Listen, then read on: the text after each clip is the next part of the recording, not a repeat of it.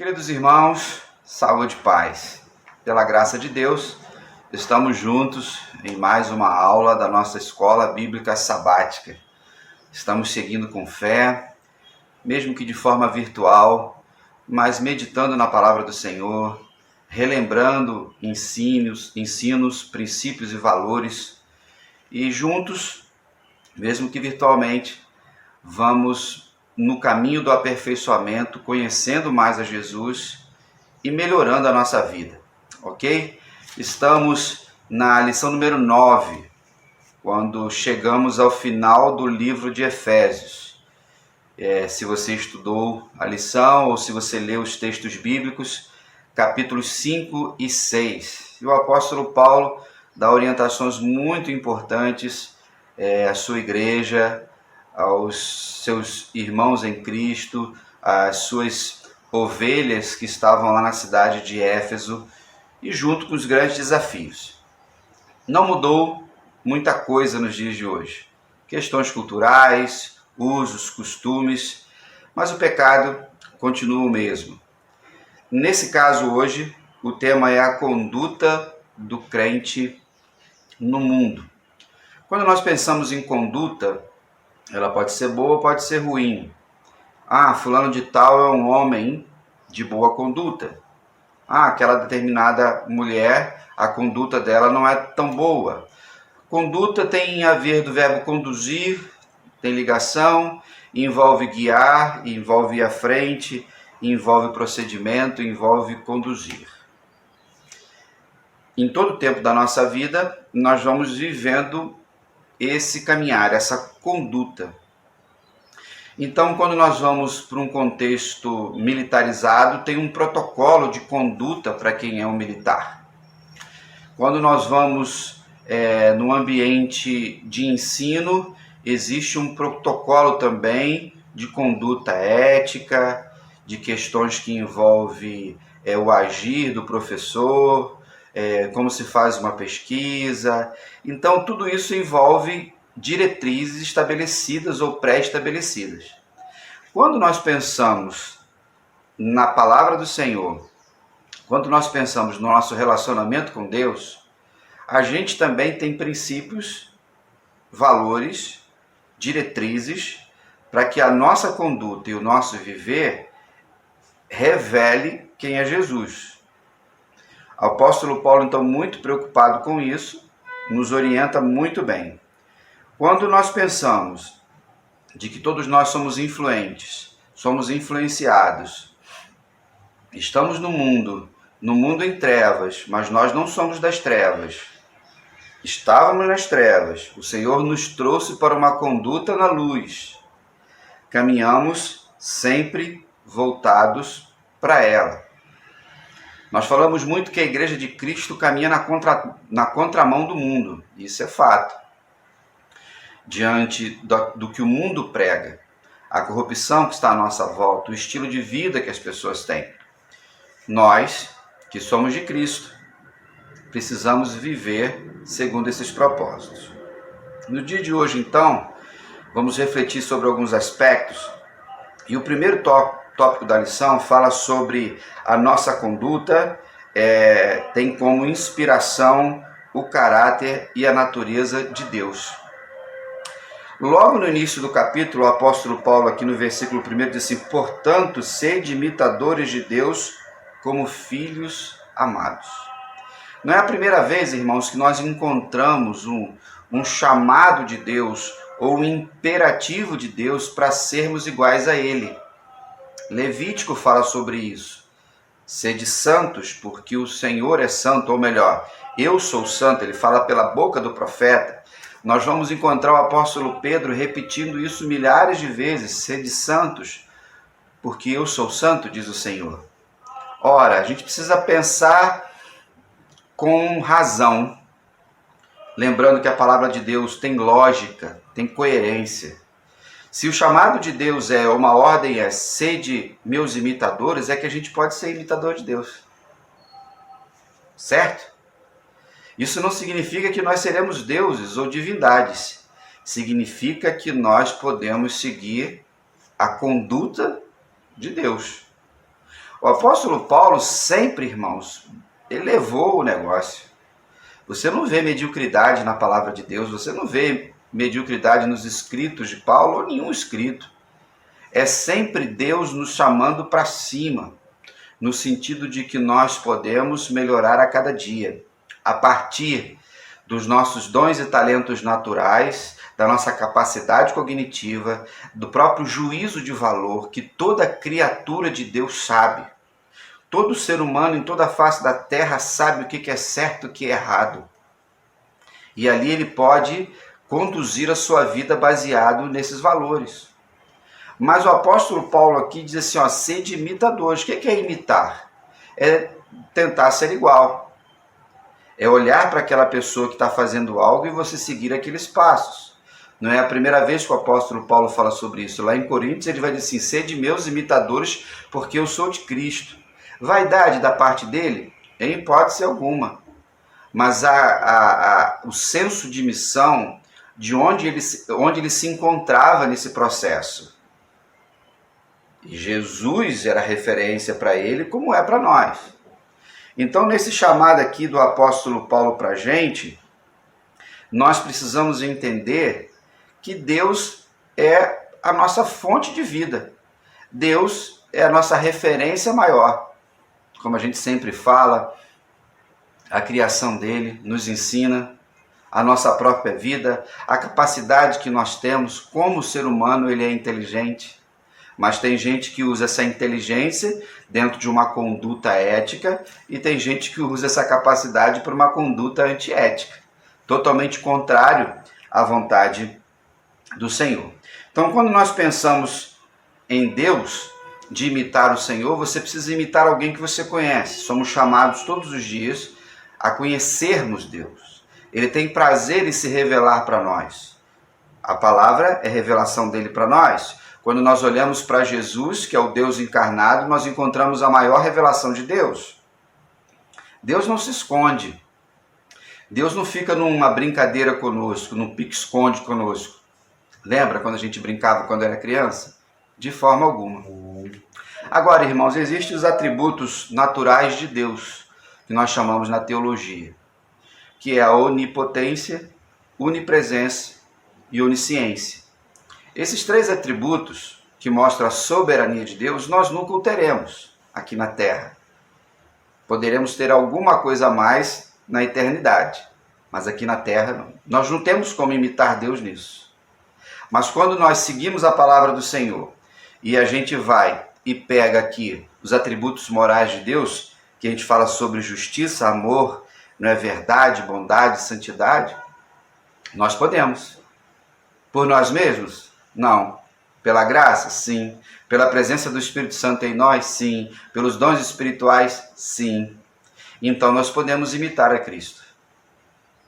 Isso não significa que nós nos tornaremos divindades, como eu falei, e nunca poderemos nos sentir maiores ou melhores do que os outros. Pelo contrário, quanto mais nós recebemos de Deus, mais humildes precisamos ser diante do nosso chamado, diante do nosso mundo. Diante disso, não importa quais os maus exemplos que você já tenha conhecido. Não importa se o líder fulano de tal, ele roubou o dinheiro de Deus. Não importa se o seu pai não foi um grande exemplo de homem. Não importa se a sua mãe não foi o exemplo de serva de Deus, ou qualquer outra pessoa. O que importa é que Deus é a nossa vida. Por isso, e aqui vai uma crítica a tantas pessoas que abandonam a igreja ou vivem criticando a igreja, porque elas só olham para limitações das pessoas, ou olham por aquilo que acontece de ruim no ambiente, no arraial da fé. Mas essas coisas sempre irão acontecer. Mas Jesus, não. Então, nessa reflexão de hoje, a pergunta é: você está imitando a Cristo? Você está imitando a Deus? Sim, aleluia. Não, opa, misericórdia. Você tem pessoas servos de Deus que são referências para você que vale a pena imitar, faça isso. Tem pessoas que se dizem cristãs, mas o viver, a conduta dela não reflete Deus, não faça igual. Assim, nós vamos conhecendo Deus e buscando a sua palavra. Em segundo lugar, quando ele fala dessa conduta do crente, ele fala que a gente precisa ter sempre firme e consciente a realidade do pecado. Esse é um grande desafio nos dias de hoje, nessa sociedade chamada pós-moderna. E aí, em vários versículos aqui, ele vai dizer assim: mas a prostituição e todo tipo de impureza ou cobiça nem sequer sejam mencionados entre vós, como convém a santos. Ninguém vos engane com palavras sem sentido, pois é por causa dessas coisas que a ira de Deus vem sobre os desobedientes. Palavra forte. A ira de Deus está sobre um mundo em pecado.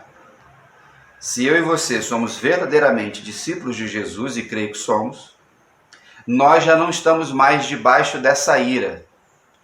Por causa de quem? De Jesus. Ele cumpre toda a justiça.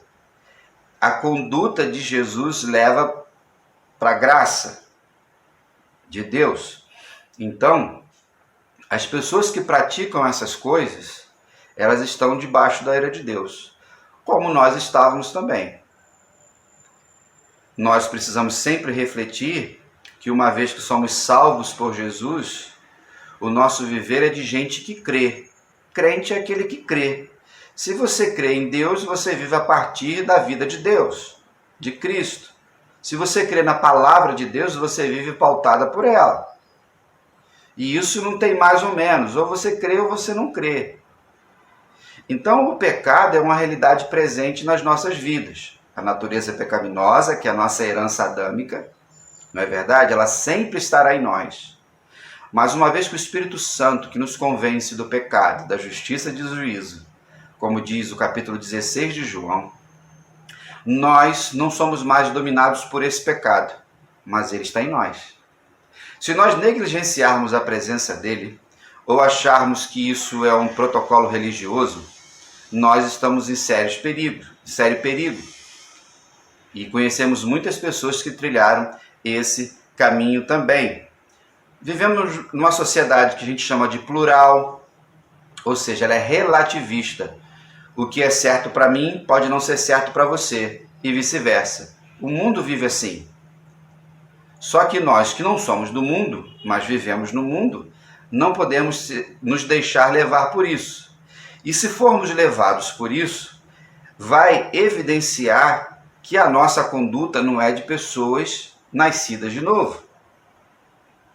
Então, nos dias de hoje, numa sociedade que o autor cita aqui, o hedonismo, ele faz uma referência ao mito da mitologia grega, um deus grego que era o deus Edom, que era o deus do prazer. Ou seja, te dá prazer, você faz. Não importa os meios pelos quais você vai chegar aos fins. Aí por isso, nós vivemos hoje, no século XXI, e aquela expressão, nossa, no século XXI está acontecendo tantas coisas do século XIX. Nós encontramos várias situações aí, mas é impressionante que hoje as pessoas podem fazer tudo o que querem, no âmbito da sexualidade, no âmbito do consumismo, no âmbito da liberdade de expressão, na liberdade religiosa, enfim, tantas outras liberdades. O mundo está melhorando? Você vê isso melhorar? Eu não vejo. A Bíblia diz que não vai melhorar. A Bíblia diz que vai para o fim. Vai para o caos total. A igreja, então, que vive em outra perspectiva, precisa continuar dizendo para esse mundo que o pecado é pecado. Que existe sim, existe não. Que existe pode e que existe não pode. Nesse caso, nós precisamos seguir e fazer a vontade do Senhor. Ele vai citar aqui também a famosa teoria da evolução, que a gente chama de darwinismo ou de naturalismo, né? A parte animal que nós temos dentro de nós, o instinto que nós temos dentro de nós. e que esse pecado ele é de acordo com a cultura. Vamos falar no tema aí da sexualidade. Hoje as pessoas vivem na promiscuidade sexual e as pessoas não veem nenhum problema nisso. A Bíblia diz que a prostituição é pecado. Por quê? Porque Deus não criou o homem e a mulher para terem vários parceiros sexuais, venderem os seus corpos.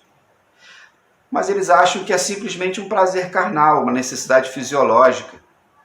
E aí a gente vê doenças, a gente vê adultérios, a gente vê divórcios, a gente vê abortos, a gente vê uma série de situações que destroem a criação de Deus. Um pequeno exemplo. O apóstolo Paulo então trata isso. A ira de Deus está debaixo, essas coisas estão debaixo da ira de Deus. O pecado, irmãos, continua presente e sempre continuará na terra até que tudo seja consumado. Mas nós, se somos verdadeiramente de Jesus, não andaremos no pecado em hipótese alguma. Por mais que, em alguns momentos específicos e bem espaçosos, possamos cometer alguns tropeços, alguns deslizes, e lembrando sempre que começa aqui.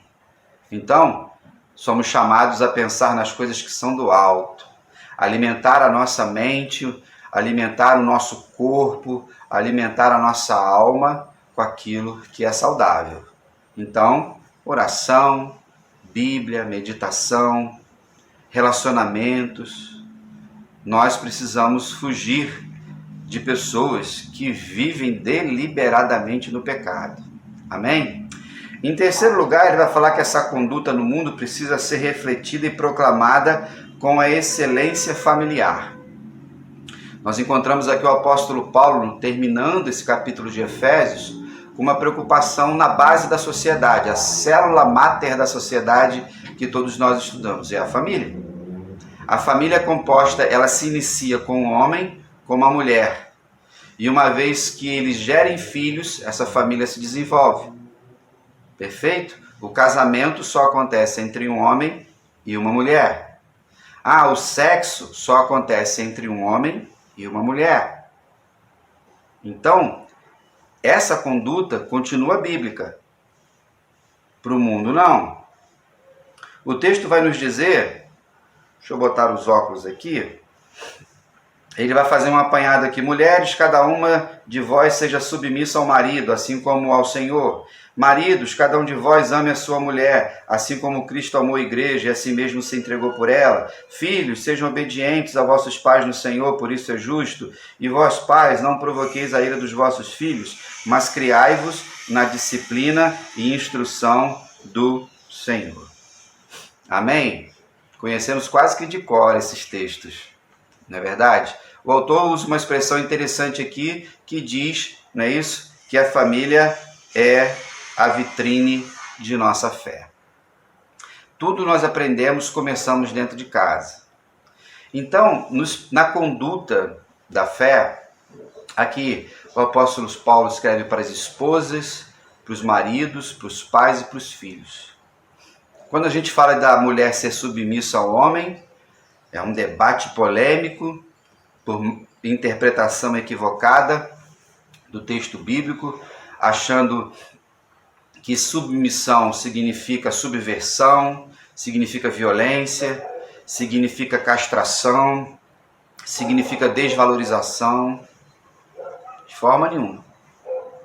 Todos nós sabemos que no chamado de Deus para a família, a missão de cuidar dessa família é do homem. Adão foi feito primeiro, irmãos, para receber Eva, para organizar as coisas, para proteger a sua esposa, para amá-la. Os princípios bíblicos eles são coerentes e progressivos na sua revelação. Se Deus tivesse feito o oposto, nenhum problema. Se Deus tivesse feito Eva, não é isso? Antes e depois Adão, a gente não tem nenhuma dificuldade com isso. As más línguas vão dizer que Deus ia ficar até hoje, não é isso? Criando as coisas por causa dos palpites de Eva. Brincadeiras à parte. né, nessas brincadeiras do gênero masculino e do gênero feminino. Mas independente da cultura de hoje, que não tem nada a ver com poder aquisitivo, não tem nada a ver com nível acadêmico, não tem nada a ver com salário, nós não podemos esquecer que no reino de Deus, nada mudou porque nós estamos no século 21. Homem continua sendo homem, mulher continua sendo mulher, e assim sucessivamente. Então, quando ele diz assim da submissão, é que essa missão é do homem. Ela está na mesma missão, eu já falei isso várias vezes, com menos responsabilidade. O homem foi feito com uma característica e a mulher com outra. Não para competição, mas para cooperação. Infelizmente, por causa do pecado, e a gente acabou de falar no outro tópico, existe essa competição até hoje. Talvez dentro da sua casa aconteça dessa forma. Não é isso? O marido que se acha melhor que a esposa que se acha melhor que o marido, uma competição para quem é mais inteligente, para quem ganha mais, para qual a família que é a melhor. Isso já aconteceu dentro da minha casa também, comigo, com Rosana. A gente vai amadurecendo com o tempo e Deus vai nos ensinando. Mas a missão de cuidar da minha casa é minha. E se eu negligenciar como tantos homens têm negligenciado, eu vou gerar problemas, dores, dificuldades para minha casa. Se a Rosana não cumprir a sua submissão como mulher, como mãe, ela vai comprometer a vida dos filhos e a minha vida também. O apóstolo Paulo fala aqui que os maridos devem amar as suas esposas como Cristo amou a igreja. Olha o referencial. O que Paulo está dizendo assim? Maridos, imitem a Jesus. Uma vez que nós imitamos a Jesus, essas mulheres estarão submissas na missão em Cristo. E aí, o homem também se sente valorizado, o homem se sente forte na sua missão. Mas tem muita mulher que ela acaba com seus maridos. Tem muita mulher que destrói a figura do pai. Cuidado com isso, você que é mulher, você que é homem, você que é pai. E aqui o texto diz, e se o apóstolo Paulo escreveu isso, é porque ele observava, irmãos, como os pais cuidavam dos seus filhos. Não cuidavam bem. Era exagero de disciplina, era incoerência, era um mau exemplo. Quando ele diz aqui que os pais eles devem não provocar a ira dos vossos filhos, talvez você que é filho, todos nós somos, já tenha tido grandes dificuldades com seu pai, com a sua mãe, por causa do mau exemplo deles. Isso é provocar a ira, porque eles não seguiram a conduta correta. E a gente sabe que isso é possível. E eu já disse em outros lugares e digo agora para você, eu já tive várias dificuldades com meu pai por questões de conduta. É isso, desde a minha juventude, por causa da visão dele, por causa da ética dele. É meu pai, eu o amo, eu o respeito, mas eu discordo. Nesse ciclo, eu vivo para que eu não cometa as mesmas coisas que meu pai cometia, para que os meus filhos não sintam a mesma coisa que eu senti como filho. Certo? Lembra que eu sempre falo dos ciclos? A gente tem que tomar cuidado. Nós precisamos estar atentos com isso. Aqui diz que nós filhos também precisamos ser obedientes. Se você ainda é adolescente, jovem, vive com seus pais, tem que obedecer. Mesmo que já estejamos em nossas vidas, precisamos honrar os nossos pais. Então, quando nós falamos de conduta cristã, nós falamos de fé. Se a nossa família ela é cristã, esses valores precisam estar presentes. Eu tenho certeza que nesse momento você vai lembrar de alguma família que era uma vitrine aparente da fé. Eles não viviam isso dentro de suas casas. Talvez seja a sua, ou alguma que você conheça. Independente disso, precisamos cuidar bem das nossas famílias. Ele fala aqui de máscara, e nos dias de hoje, mais do que nunca, a gente fala de máscaras. Tem pessoas que têm máscaras. independente delas serem cristãs ou não. Mas como o nosso tema aqui é a conduta cristã, nós não podemos ter máscaras. Nós não podemos ser uma coisa dentro de casa e ser outra na igreja.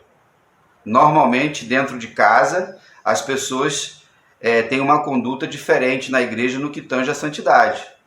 Já ouviu falar de maridos que em casa eles são, ou melhor, na igreja, né, eles têm aquele ar de santidade, conhecem a palavra, assumem cargos na igreja, às vezes são diáconos, às vezes são pastores, professores, mas dentro de casa eles não são nada disso. A máscara está posta, a religiosidade ajuda a fazer isso, mas nunca esqueça que todos nós passamos pelo teste do tempo. E sempre em momento oportuno Deus revela quem são aqueles que não têm uma conduta de cristão. Ok? Como você está cuidando da sua família? Como você está cuidando dos seus filhos? Como você está cuidando do seu marido? Como você está cuidando da sua esposa? A família, irmãos, é um patrimônio maravilhoso. Todos nós estamos ligados a uma e precisamos mais do que nunca vivermos em disciplina, obedientes ao Senhor, cuidando bem uns dos outros, amando uns aos outros, para que a manifestação do poder de Deus seja presente. Às vezes, tem muitas coisas que não acontecem em muitas famílias por causa do pecado, por causa das máscaras, por causa das mentiras. Lembre-se sempre que Deus não abençoa pecado.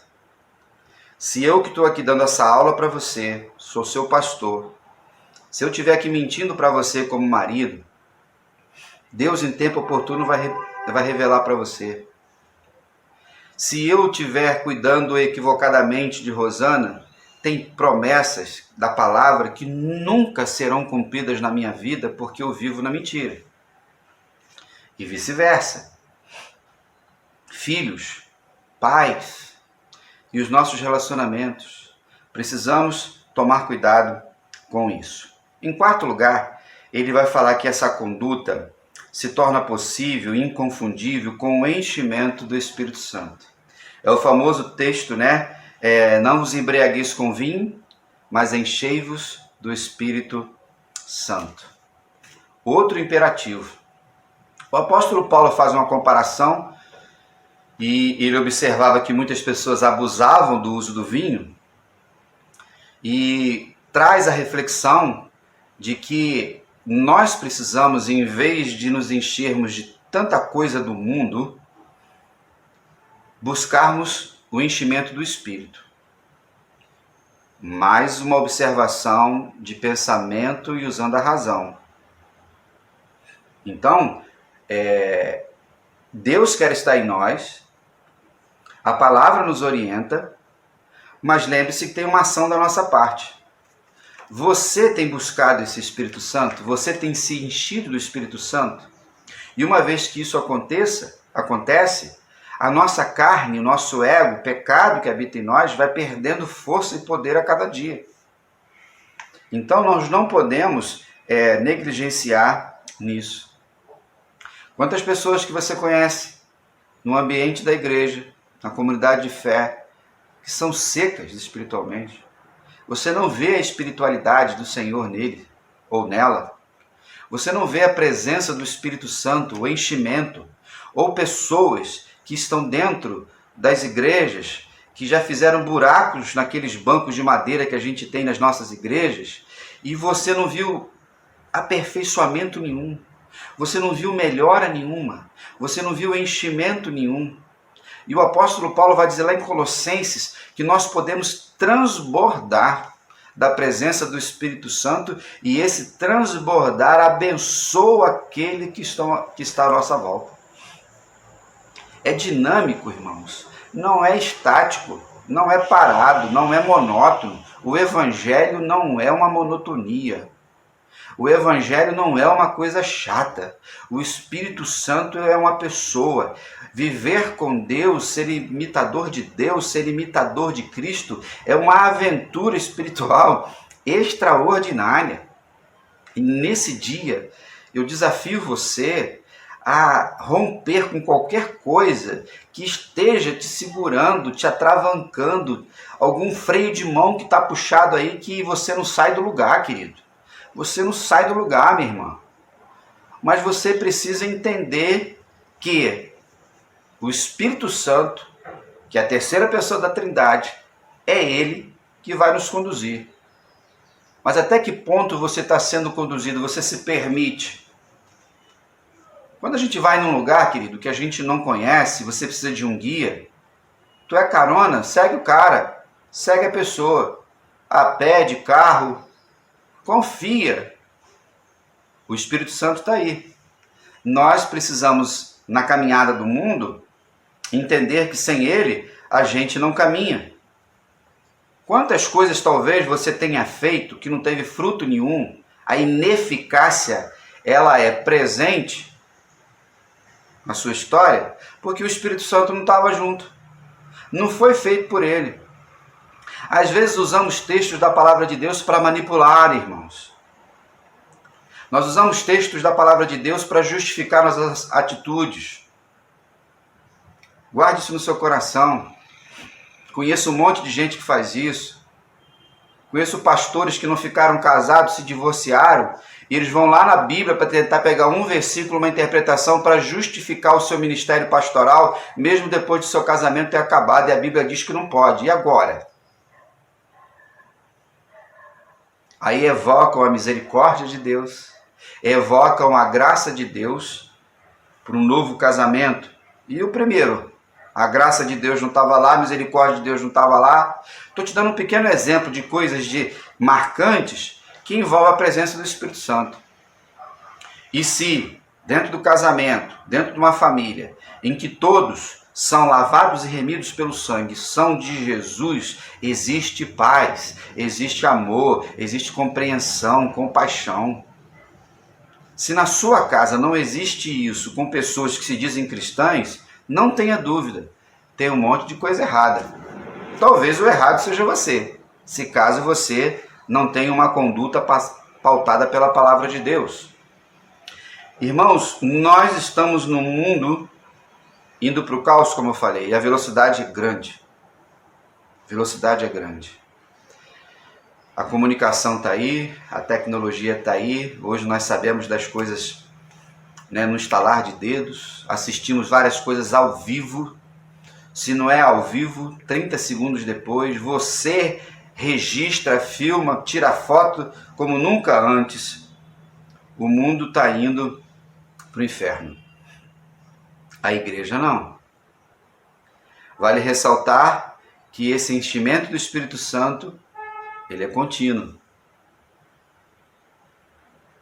Nesse caminhar, usando como exemplo uma escada, nos degraus que nós vamos subindo, nós estamos indo para um lugar. E esse lugar é o céu. Agora, se você parou num determinado degrau, tu não vai para lugar nenhum. E aí? Como é que está a sua vida? Nós precisamos buscar esse enchimento. E aí, queridos, é oração, não é isso? Leitura da palavra do Senhor. Minha barba até cresceu pra caramba de tanto você ouviu isso. Meus irmãos, não existe nada novo debaixo do céu. A palavra do Senhor nos ensina a simplicidade do Evangelho. Em quinto e último lugar, ele fala que essa conduta no mundo ela é vitoriosa porque temos a armadura de Deus. Aleluia!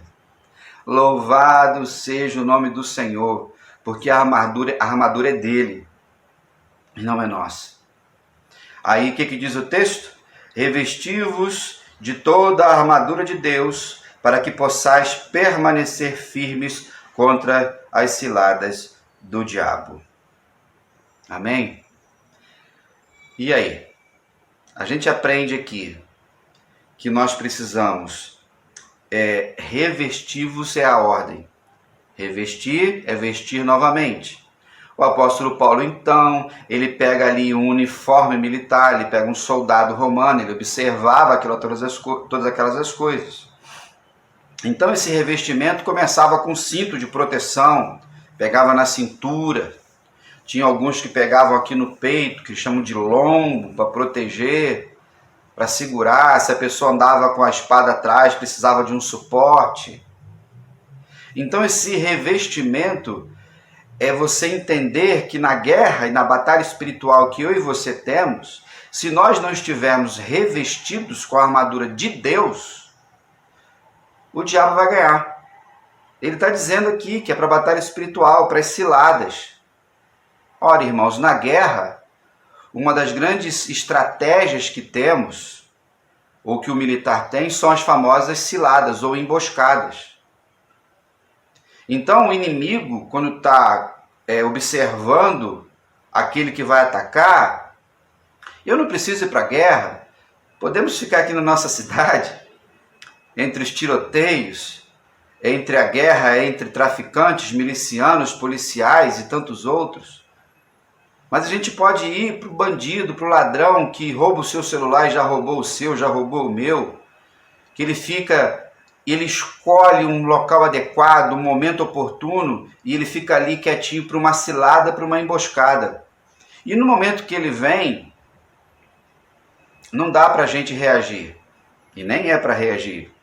Ou ele vem com uma arma, ou ele vem com uma faca, ele vem com a surpresa. Mas só que nós não vamos aí andar uniformizados, não somos militares, os que são militares assim o fazem quando estão de serviço. Nós não vamos andar armados, por mais que tenha um monte de cristãos usando arma, ou politicamente defendendo o uso de armas. Nós que somos de Jesus, nós não pregamos violência. Ah, mas se um ladrão entrar na minha casa... Essa semana eu estava num debate sobre isso, né? E um primo meu que é cristão falou assim, ah, mas se o bandido entrar na minha casa, eu não vou pensar 2 vezes, se eu tiver arma, eu mato ele. Aí eu falei assim, meu primo, está falando besteira. Por quê? Porque se o Senhor não guardar a cidade, em vão vigia a sentinela. Se o bandido vai entrar na nossa casa, foi porque Deus permitiu. Ele vai levar o que quiser. E Jesus diz o quê? Se quiser levar a túnica, dá também a capa. Você não vai perder sua vida por causa de coisas. Fecha parênteses aqui desse exemplo. No âmbito espiritual, Satanás está sempre com seus asseclas, os seus demônios, tentando nos pegar. Só que a gente não vai pegar Satanás tentando dar um soco na cara dele, porque a nossa luta não é contra a carne nem contra o sangue, o texto nos diz isso também. Batalha espiritual é oração, irmãos, é vida de santidade. Você tem entrado nessa batalha? Se você não entra nessa batalha, o diabo pode fazer muitas coisas com a sua casa, a sua vida, a sua família. Precisamos então estar atentos a isso. Tempos de luta, a malignidade está aí, estamos numa peleja, mas, irmãos, somos chamados para lutar com a armadura de Deus. Não é a minha. Ah, eu vou lutar com a armadura do pastor Marcos. Não vai nessa, não. Você vai se lascar. Ah, porque na campanha de oração, lá do apóstolo, semideus, se eu fizer isso, eu vou receber isso, aquilo. Sai fora disso. Ah, eu vou lá na sessão de não sei da onde, pegar o óleo ungido, botar na parede, para o demônio não passar pela parede. Não faça isso.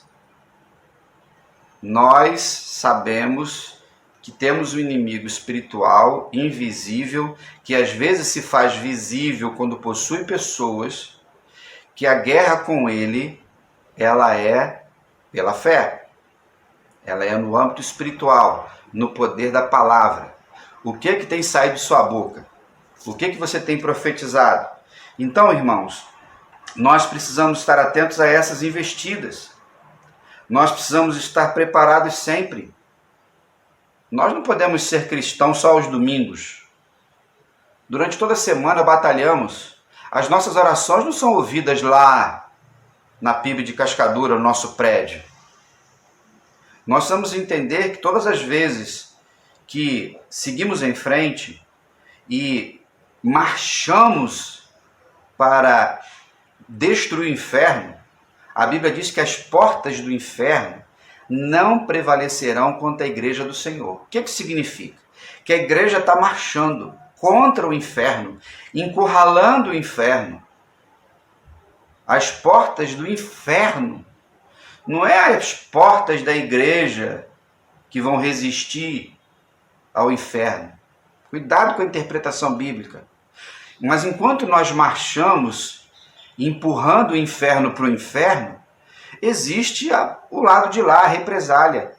Como a gente vence? Com a armadura de Deus. E aí, ele fala aqui do cinto, ele vai falar das sandálias. O soldado precisava ter, como hoje, o soldado tem o seu sapato, tem o seu boot, tem a sua botina preparada. Observa o uniforme dos militares. O policial militar ele tem o quê? Ele não tem um colete à prova de balas? Por quê? Porque ele vai tomar tiro. E se ele tomar um tiro, aquele colete minimiza e salva a vida dele. Ele fala sobre o capacete da salvação, ele fala da nossa mente. Como nós estamos nesse processo de batalha espiritual? Como nós estamos caminhando nesse conflito? Pela fé ou seguindo outras coisas? Nesse capacete da salvação, irmãos, é a mente. É aquilo que aprendemos, é o entendimento de que significa a salvação e a gente vai. Ele fala do escudo da fé. É a proteção. O seu escudo é grande ou pequeno? Vai depender de como você crê. Quanto vai proteger? Ele vai falar dos dardos inflamáveis do maligno. Dardos de fogo. E o dardo de fogo, se pegar na pessoa, além de machucar, ainda queima ela. Nas guerras antigas, esses arcos, os arqueiros, você já cansou de ver filmes épicos? Lembra disso? Aquelas flechas de fogo. É para onde ela pegar, ela queimar. Se é na porta, na janela ou qualquer outro lugar, destruir a fortaleza onde as pessoas estavam protegidas. Nós então, com o escudo, precisamos proteger as nossas famílias, a nossa igreja. Precisamos caminhar e seguir em frente. Por último, ele vai falar da palavra de Deus. Ela é a única arma. Os outros são utensílios, acessórios de defesa. A palavra é de ataque. Então, você precisa conhecer a palavra de Deus na conduta como cristão para a gente vencer esse mundo. E nas ações de Satanás contra você e sua vida, você repreende em nome de Jesus. Tenha discernimento daquilo que está acontecendo de repente na sua casa hoje, como muitas vezes batalhas dentro da igreja, muitas lutas que nós vivemos como comunidade de fé, Satanás que está batalhando e usando às vezes muitos que estão lá. Aí a gente vai para o joelho, a gente vai para a oração, a gente vai para o jejum. Finalizando, irmãos, nós precisamos, como crentes em Cristo Jesus, na nossa conduta, precisamos manter firme o nosso foco em Jesus, imitadores de Cristo. Se a gente for relativizar ou esvaziar os ensinamentos bíblicos, não era bem assim. Não, isso foi em outra época. Não, a cultura era assim. Não, nós evoluímos. Aí eu vou dar outro exemplo aqui. Lembra, né, você que está muito tempo na igreja, você que tem a minha idade, ou mesmo com a minha idade ou mais velho que eu, não estava dentro da igreja, sobre a questão de beber e de fumar? Irmãos, estamos cheios de pessoas ditas crentes nos vícios, nas drogas. Por que essa geração aí, essa geração de jovens, você pode olhar, uma geração que foi criada nesse ambiente de não tem nada a ver, de uma religiosidade, de muitas pessoas que não tinham viver, e depois que entram nas drogas, meus irmãos, para sair é só milagre de Deus, é muita luta. E se você conhece alguma família que já teve um dependente químico ou tem um dependente químico, você sabe disso. Já é difícil quando você tem um enfermo, já é difícil quando você tem uma pessoa acamada, você tem alguém com um problema crônico, talvez seja você, olha a luta. Você imagine tudo isso provocado pelo pecado.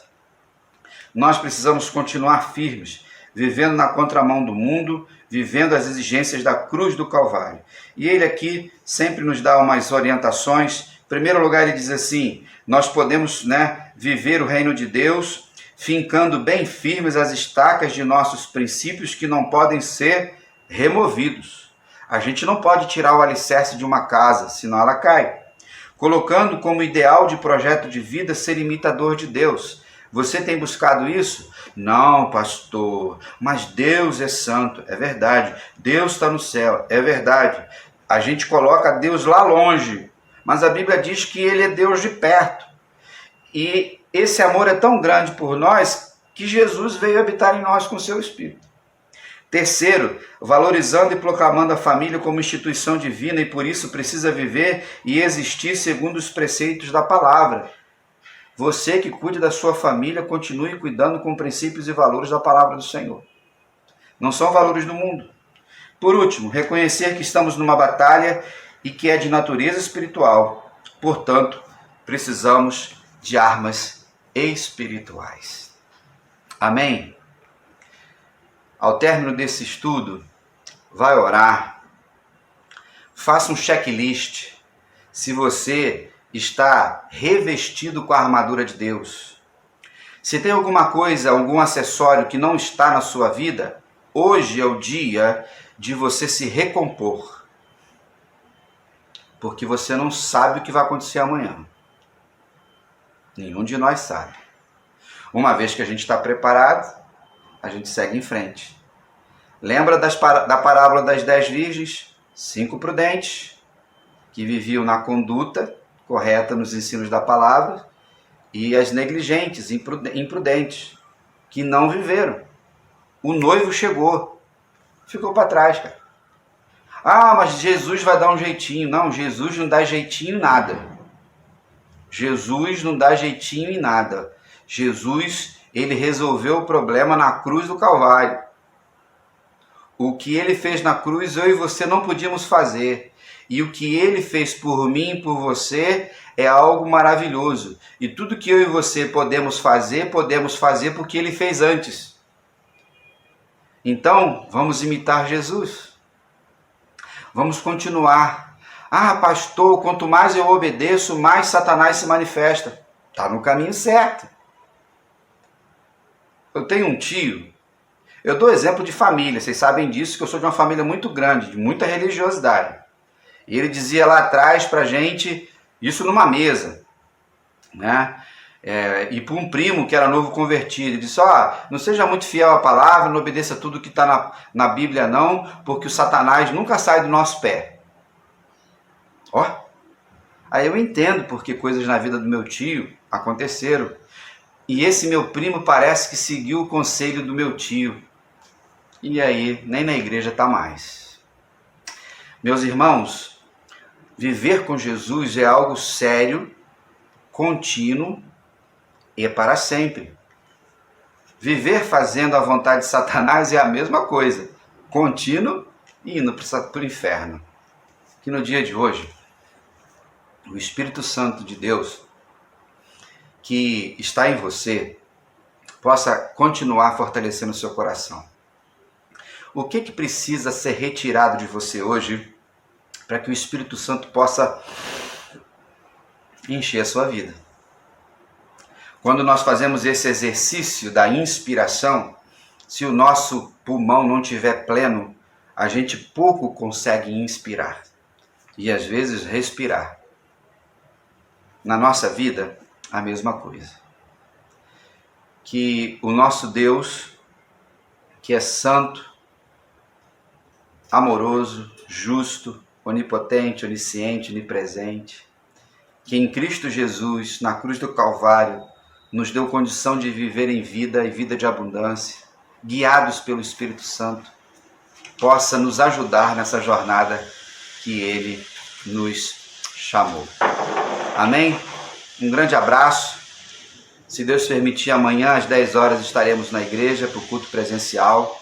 Se você quer ir, liga lá para a igreja hoje, né? Se a sua saúde estiver plena, se você tiver com alguma coisinha, fique em casa e participe ao vivo pelo Facebook. Um grande abraço, fique na paz e até lá.